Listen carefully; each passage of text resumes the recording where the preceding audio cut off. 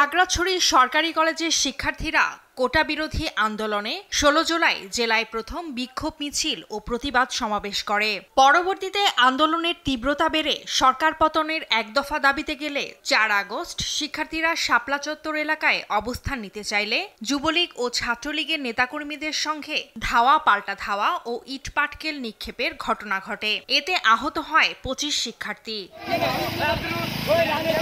সে সময় আন্দোলনে আহত হওয়া আবুল হাসনাত এখনো ভালোভাবে হাঁটতে পারেন না, আর বাম হাতের ক্ষত নিয়ে জীবনযাপন করছেন আহত মারুফ হোসেনও। জুলাই সনদ একটু দিলে ভালো হতো, যারা আহত হয়েছে নিহত পরিবারকে যে এটা একটু সম্মাননা দেওয়ার জন্য আর কি। ছাত্রলীগ সহ আওয়ামী লীগের বিশেষ গুন্ডারা আমাদেরকে আক্রমণ করে, তখন আমাদের এখানে বেশ কয়েকজন আহত হয়।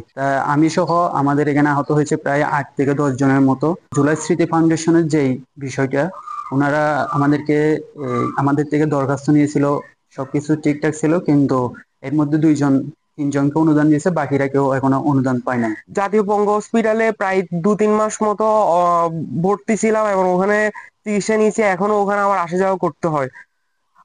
সরকার থেকে আমাকে ওইভাবে সহায়তা করা হয় নাই, তারা সেবা আমাদের খবরও নেয় নাই। জুলাই ফাউন্ডেশন থেকে ১ লক্ষ টাকা পেয়েছি, কিন্তু সেগুলো আমাদের জন্য যথেষ্ট নয়। বৈষম্যহীন রাষ্ট্র গড়ার আকাঙ্ক্ষা থেকে ছাত্ররা রাজপথে নেমে রক্ত ঝরালেও সেই ত্যাগ বৃথা যাওয়ার পথে। পতিত সরকারের বিচার না হওয়া সহ আন্দোলনকারীদের যথাযথ মূল্যায়ন হচ্ছে না বলে অভিযোগ এই ছাত্র প্রতিনিধির। জুলাই থেকে জুলাই ফিরে এসেছি আমরা যেই বৈষম্যহীন রাষ্ট্র গড়ার লক্ষ্য নিয়ে রাজপথে নেমেছিলাম। ১৪০০ শহীদ, হাজার হাজার ভাই আহত হলো, অঙ্গহানি হলো, কিন্তু আমাদের সেই রক্ত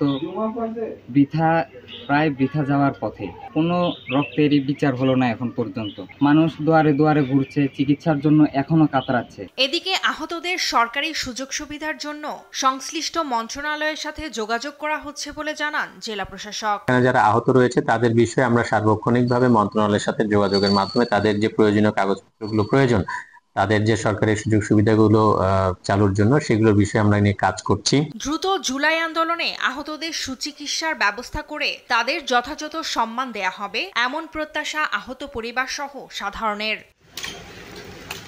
ফারজানা আফরোজ টুম্পা, নিউজ ডেস্ক, দেশ টিভি।